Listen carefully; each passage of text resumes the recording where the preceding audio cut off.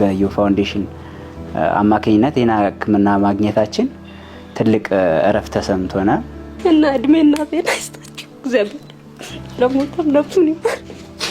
በጣም ነው የማመሰግናችሁ እዚህ የምትሰሩትም በጣም ማለት እግዚአብሔር ይስጣችሁ።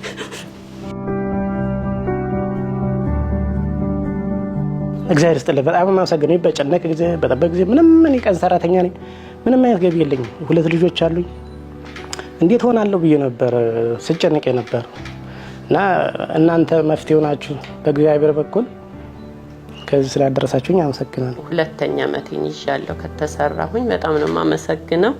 እርሜ ጤና ይስጥልን ያቆያችሁ ለእግዚአብሔር ይስጥልኝ። ስሜ ዚድኒ ያሲን ይባላል።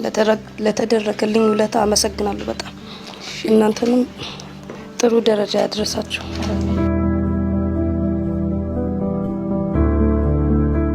ከ5 ዓመት በኋላ እድል ደርሶኝ እግዚአብሔር ፍቃድ ሆኖ እግዚአብሔር ይመስገንና በጣም ድኜ ወጥቻለሁ። የዳንኩት በእናንተ ኃይልና ጥሩ መስራት ይሄ ነው። በቃ እናንተ ባደረጋችሁት ትብብርና እናንተ በሄዳችሁት ሂደት ባይኖር ኖሮ ህይወቷ መትረፍ አይችልም ነበር ዛሬ ላይ ማለት ነው። እና ስላደረጋችሁልን ትብብር አሁንም በሂደት እያየነው እየሰማነው ባለው ሂደት ደግሞ እግዚአብሔር ጨምሮ እንግዲህ ዕውቀትም ብርታትም እንዲሰጣችሁ እግዚአብሔር ለዚህ ቀን ስላቆመኝ እናንተንም ከልብ አመሰግናለሁ። ምንም አይነት ክፍያ አልከፈልንም። በነፃ ነው፣ ምግባችንም በነፃ ነው። በጣም ከእንክብካቤ ጋር ልጆቻችንን ስናስታምን ምንም ያወጣነው ወጪ የለም። በጎደለ ይሙላላችሁ እግዚአብሔር ይስጥልን ብላችሁ አመስግኑልን። እናንተም በማየታችን ይሄንን በመስማታችን ባይናችን በማየታችን ደስ ብሎናል እና እግዚአብሔር አሁንም ጤናችሁን ይስጣችሁ፣ ቤተሰባችሁን ይባርክላችሁ። እንደናንተ እድል ያላገኙ ብዙ ተራ የሚጠብቁ ሰዎች አሉና እነሱን ሁሉ ሕክምና እንዲያገኙ የምንችለውን በተለያየ መንገድ ለማድረግ እንሞክራለን። እስካሁንም ስለተደረገልን ድጋፍ እጅግ በጣም አድርጌ በህፃናቶቹም በታካሚዎቹም ስም አመሰግናለሁ።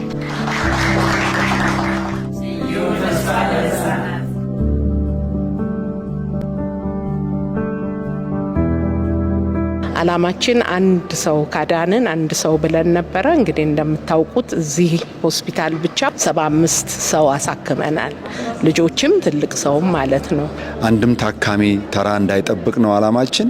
እንግዲህ እግዚአብሔር እንደፈቀደ ደግሞ የሚችለው ሁሉ እናደርጋለን። በኢትዮጵያ የልቦና ህጻናት መርጃ እንደዚህ አይነት ነፃ አገልግሎት የሚሰጠው እንዲህ አይነት ቅን ልቦና ባላቸው ሰዎች ናቸው። የኛን ልጅ አጣ ነው ግን ሌሎች ኢትዮጵያውያን ወላጆች እንዳያዙ ነው። ሌሎች ልጆችም ይህን እድል ሳያገኙ ህይወታቸው እንዳያልፍ ብለው በበጎነት ተነስተው ብዙ ሰዎች ነው እኛ ጋር ያሳከሙት።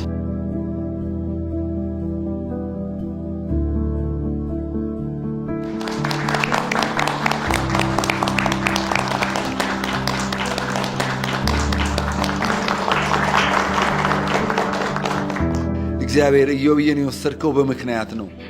ይሄ ምክንያት ደግሞ ለሌሎች ልጆች እንዲድኑ ነው። እኔ ያለቀስኩትን ለቅሶ ባለቤት ያነባችውን እንባ ሌላ እናት እንዳታለቅስ፣ ልጆቼ ቅስማች የተሰበረውን ሌላ ወንድሞች፣ እህቶች፣ አጎት፣ ዘመድ ሁሉ እንዳያዝን ነውና እግዚአብሔር አንተ ጉልበትና ጥንካሬ ውስጠን ብለን ከዚህ በላይ ልንጽናናበት የምንችልበት ነገር የለም። ያንን ሁሉ ችግር አሳልፈን እዚህ ያደረሰን አምላክ እግዚአብሔርን አመሰግናለሁ። ልጅን ማጣት ከሀዘን ሁሉ ከባዱ ሀዘን ነው።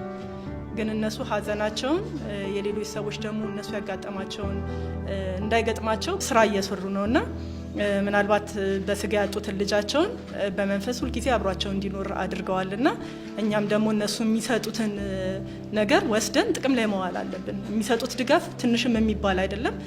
እንደ ምሳሌ ብሰጥ ለቅዱስ ጳውሎስ ሆስፒታል የሰጡት ድጋፍ ምናልባት የብዙ ልጆችን ህይወት የብዙ ቤተሰቦችን ተስፋ የሚያለመልም ነው የሚሆነው።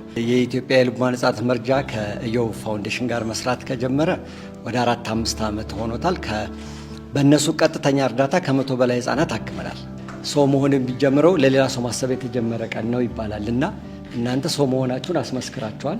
ቀሪው ስራ እኛ የተሰጠንን ኃላፊነት ተወጥተን ለአገልግሎቱን ለሚጠብቁ ልጆች ማድረስ ነው። ኢዮብ ሆፕ ፎር ቺልድረን እና ዩዝ የሚባለው ተቋም ለተቋማችን ብዙ ድጋፎችን ሲያደርግልን ነበር።